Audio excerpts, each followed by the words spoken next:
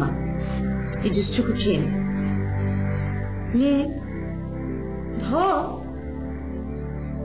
দেখেছো ফারা, ডাক্তার ওকে বলেছে এখন একটু বেশি করে খাওয়া দাওয়া করতে, একটু ফ্রুটস খেতে, জুস খেতে। আর মেয়েটা কোনো কথাই শুনছে না, সকাল থেকে এক কাপ চা খেয়ে বসে আছে। বলো তো কান্ড, হ্যাঁ? ওকে নিয়ে আমি এখন কি করি বলো? না না শায়লা, এটা কিন্তু ঠিক না। এই সময় তোমার শরীরের যত্ন নেওয়া উচিত। এরকম অবস্থায় একটা মেয়ের মনের উপর দিয়ে আর শরীরের উপর দিয়ে কত বড় ঝড় বয়ে যায় তা তো তুমি জানো না। এখন যদি ঠিক মতো খাওয়া, ঘুম এগুলো না করো, পরে তো বিছানা থেকে উঠতে পারবে না। তাছাড়া বাচ্চা জন্মানোর আগে তুমি যে ডিসিশন নিয়েছিলে তা তুমি ঠিক করনি শায়লা। আল্লাহ তাআলা কখন যে কার কোন কথাটা কবুল করে নেন কেউ বলতে পারে না।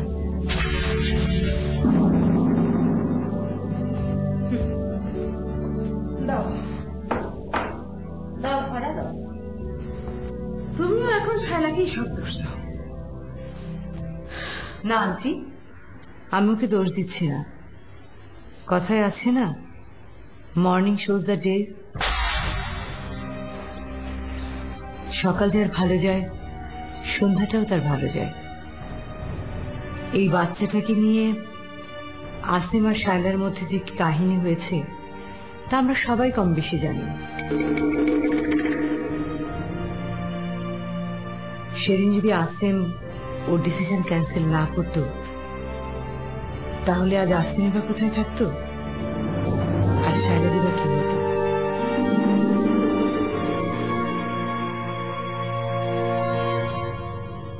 দেখেন আন্টি, মা হয়ে বলে বাচ্চা জন্ম দেব না, এটা কিন্তু ঠিক না। দেখো শায়লা, বাচ্চা হলো আল্লাহ তাআলার বিশেষ দান, তাকে কখনো না বলতে হয় না। এই আমাকে দেখো, আমার আর আমার কাহিনী সবারই জানা। তারপরও আমাকে যদি আমি এক পলক না দেখি তাহলে যেন আমি দু চোখে অন্ধকার দেখি। সেদিন আয়ানকে হারিয়ে এবারে সবার অবস্থা কেমন হয়েছিল দেখনি? আর আপু প্লিজ ওসব কথা এখন থাক না। না না, থাকবে কেন? আমি তো দেখছি ফারা তোকে চোখে আঙুল দিয়ে দেখিয়ে দিচ্ছে যে সব দোষ তো। না আন্টি, আমি আবারও বলছি, আমি কারো চোখে আঙুল দিয়ে কিছু দেখিয়ে দিতে আসিনি।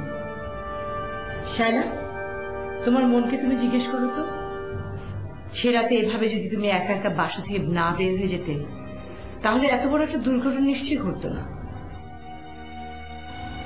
আরে বাড়িতে এতগুলো মানুষ, কাউকে তো তুমি সাথে নিয়ে যেতে পারতে। আর কেউ না হোক তোমার মাকে তো তুমি সাথে নিয়ে যেতে পারতে, তাহলে হয়তো এত বড় একটা অঘটন ঘটতো না।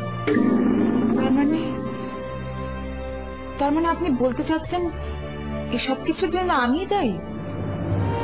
শায়লা, এত বড় একটা ঘটনার রেসপন্সিবিলিটি তুমি নাও বা না নাও, আসিম কিন্তু ঠিকই গিল্টি ফিল করছে।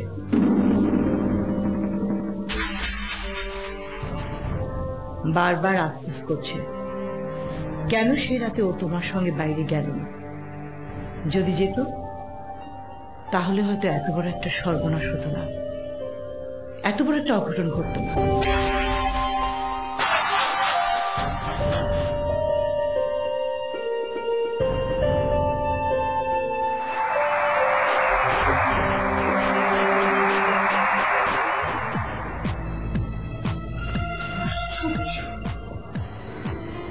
আমি বুঝতে পারছি না, যা হবার সেটা তো হয়ে গেছে।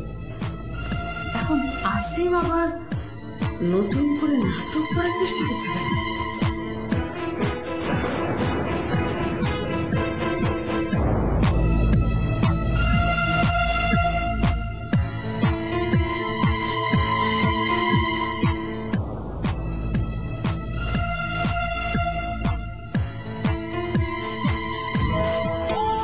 ভাইরে,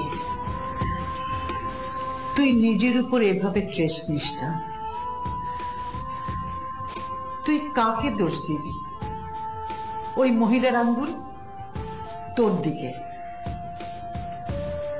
আর তুই আগে নিজেকে দোষী ভাবছিস। দাদি, ওই দিন যদি আমি ইবুর কাছে না যেতাম, যদি শায়লাকে নিয়ে ডক্টরের কাছে যেতাম, তাহলে ওই মোটরসাইকেল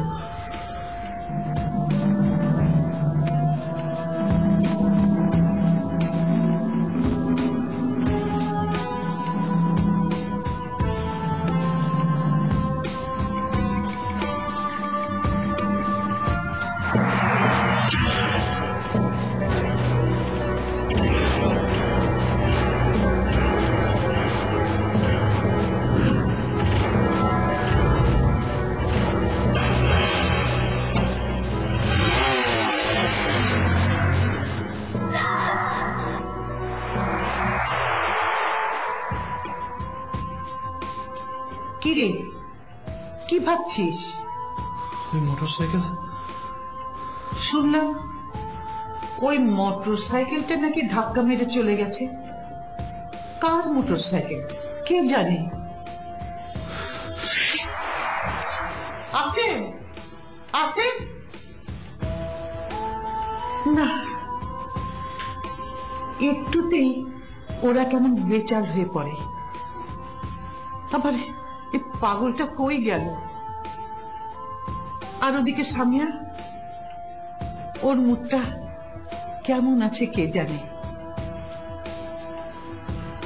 না,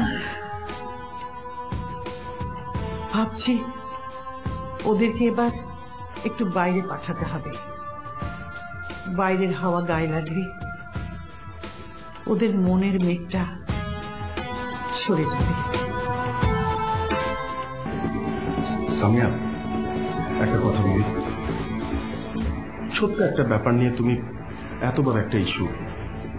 আচ্ছা, মনীষা যে এখানে আছে কেন আছে বলো? কেন আছে? আমাদের বাবুসোনাকে দেখাশোনা করার জন্য। আর তাছাড়া তাছাড়া আইনত মনীষা চৌধুরী বাড়ির বউ। বাড়ির বউ বাড়ি ছেড়ে কোথায় যাবে এটাই তো বলবে। আপনারা দেখছেন প্রতিদিনের ধারাবাহিক গুলশান এভিনিউ। আশ্চর্য, এবারে লোকজনের অদ্ভুত জাস্টিফিকেশন।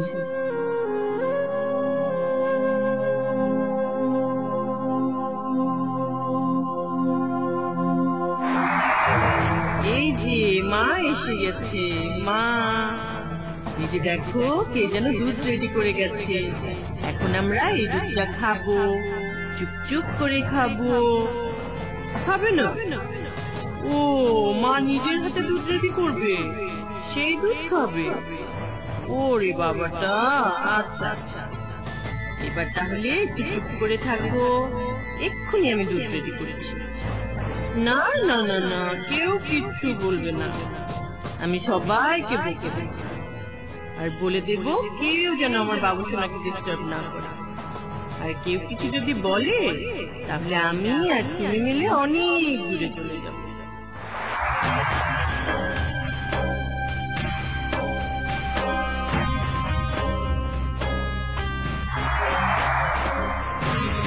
ভুলটা আমি করেছি। আমি এত তাড়াতাড়ি আমার জীবনের আশা ছেড়ে দেওয়া উচিত হয়নি। আমি আসলে ভয় পেয়েছিলাম, সেজন্য তো ওয়াসিম আর আমার বাবুসোনার সেফটির কথা ভেবে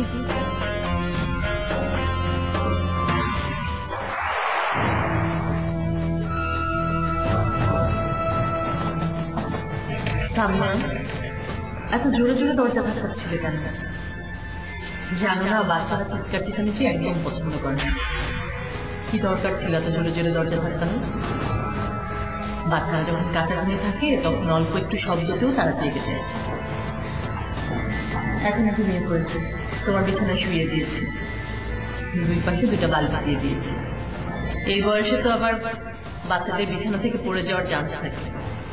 তুমি যাও, এখন আর কোনো ভয় নেই। Thank you. তুমি যা করেছো সেটা আমিও করতে পারতাম, আমাকে তো সেই সুযোগটাই দাও না। আমি কিছু করতে গেলে সবাই পেরে গেছে।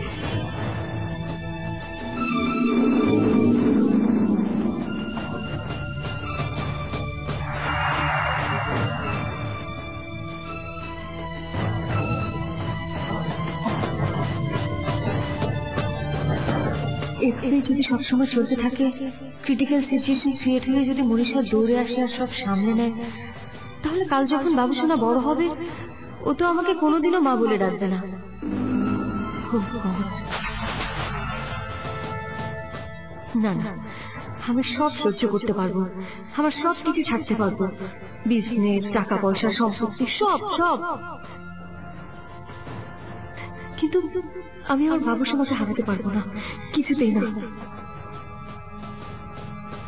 আর এর মধ্যে আবারও শায়লাটারও অ্যাক্সিডেন্ট হতে হবে। ও ঠিক থাকলে তো ওকে দিয়ে কিছু একটা করে ফেলতাম।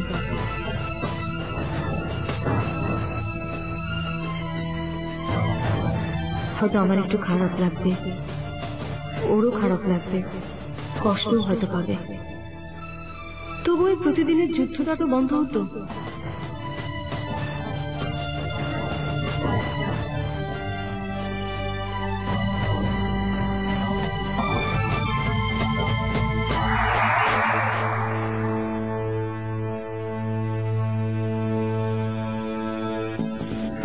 বাবুসোনা কি ঘুমিয়েছে?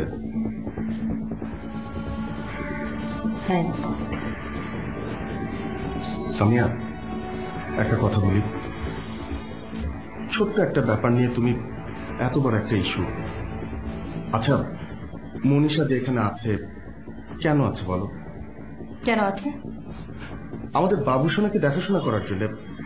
আর তাছাড়া তাছাড়া আইনত মনীষা চৌধুরী বাড়ির বউ, বাড়ির বউ বাড়ি ছেড়ে কোথায় যাবে এটাই তো বলবে। ওয়াসিম, ওয়াসিম, আমি জানি এটা আমারই জেদের ফল, ভুলটা আমিই করেছি, আর এর সমাধান আমিই করব। Don't worry.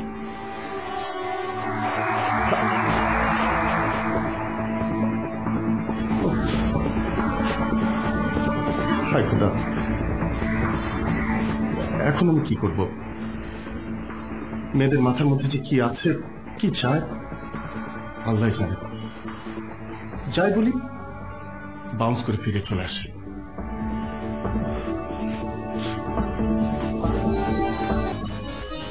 বাপের সামনে যখন কোন বিধবা মেয়ে চোখে জল ফেলে, কি বলছো তুমি? জীবনে তো আর কম দেখলাম না দুলা ভাই। আমি যেই ছবিগুলো নিয়ে গিয়েছিলাম দেখলোও না, আর যেই ওই ছেলেটা কেবিনের মধ্যে ঢুকলো, যারা চেহারার রং একদম বদলে গেল। ছেলেটা কে? প্রথম দেখাতে তো হাই হ্যালোর বেশি এগোনো যায় না, তাই না? তবে দুলা ভাই একটু সময় দিন, I will get all information. তবে দুলা ভাই, আমি যদি দেখি যারা আবার ভুল করছে, আমি কি তোকে বাধা দেব? না রেহানা, না রেহানা, এই পথে যে একবার পা দিয়ে ফেলে তাকে খুব সহজে আটকানো যায় না। জাভেদের বেলাতে দেখেছি আমরা হাজার চেষ্টা করেও আটকাতে পারিনি। সেজন্যই বলছি, এই ঘটনাটা বেশি দূর বাড়াবার আগেই তুমি এই ছেলের সম্পর্কে একটু ভালো করে খোঁজ করো। আচ্ছা ঠিক আছে, তোমাকে নিতে হবে না, আমি দেখছি। আমি রিল্যাক্স দুলা ভাই, রিল্যাক্স। আপনি তো বাবা, তাই এইভাবে রিয়াক্ট করছেন। এইসব কেসে তাড়াহুড়ো করতে গেলে আরো বেশি ঝামেলা লাগে, প্রবলেম হয়।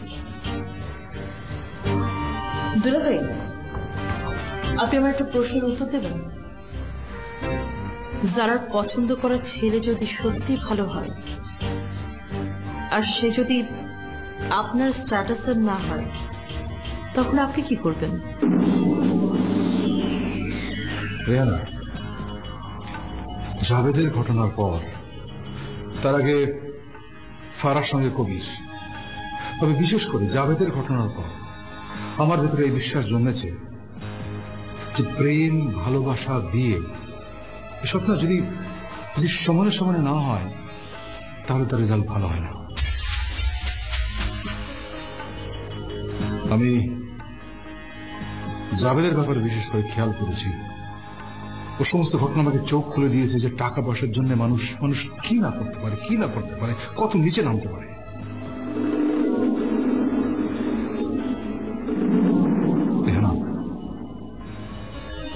বাপের সামনে যখন কোন বিধবা মেয়ে চোখের জল ফেলে তখন সে কি কষ্টে, তোমাকে আমি কি করে যে বোঝাবো রেহানা।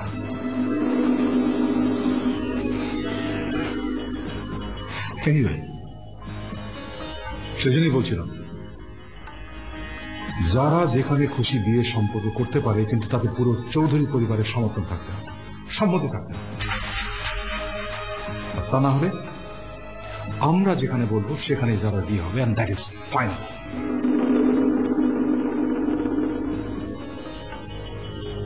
এইসব ছোটখাটো ভুল থেকে আমাদের পরিবার অনেক ক্ষতি হয়েছে, মান সম্মান সব। সেজন্য বলছি, I will not allow that to happen again. আমি এক্ষুনি যার সাথে কথা বলবো।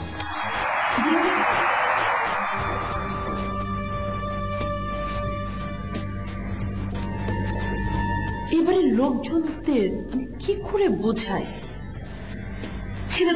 এদের এই একটাই সমস্যা, তাড়াহুড়ো আর আবেগ। তারপর কি হয়, তারপর নিজের কপালে হাত দিয়ে শুধু কাঁদতে থাকে আর আফসোস করতে থাকে, আফসোস। আরে সামিয়া, সে মারা যাবে, তার আগেই তার মারা যাওয়ার পরে কি হবে সেই ব্যবস্থা করে রেখে গেছে। শায়লা ওই একই অবস্থা, রাগের মাথায় বাড়ি থেকে বের হতে গিয়ে পেটের বাচ্চাটা কি মেরে ফেলেছে। এদেরকে আমি কি করে বোঝাই, আমি সেটাই বুঝতে পারছি না। এত আবেগ, এদের এত আবেগ।